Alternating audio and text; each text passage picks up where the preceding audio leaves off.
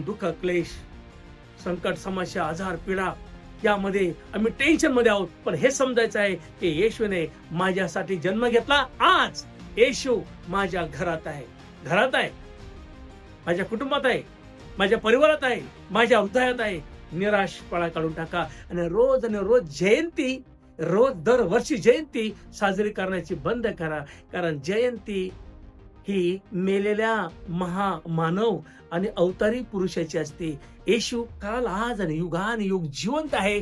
त्याची जयंती करायची नाहीये, तर त्याची येण्याची वाट आम्हाला पाहिजे आहे. म्हणून आम्हाला तयार व्हायचं आहे. आम्हाला आमच्या हृदयाने आम्हाला त्याला अंतःकरणात घेऊन तो केव्हा येईल त्याची आम्हाला वाट पाहिजे. हे करण्यासाठी परमेश्वर तुम्हाला एक ज्ञान, बुद्धी, शक्ती आणि सामर्थ्य देऊ. असं केलं तर खरा नाताळ सण आम्ही साजरा केल्यासारखा आहे. आणि मग आम्ही धाडसाने म्हणू शकतो की नाताळ तुम्हाला सुखाचा जाओ, येणारा वर्ष तुम्हाला सुखाचा जाओ. हे त्यावेळेस होईल त्यावेळेस आम्ही अशी तयारी करू आणि जयंती करण्याचं बंद करू. हे करण्यासाठी परमेश्वर तुम्हाला सहाय्य करू. God bless you.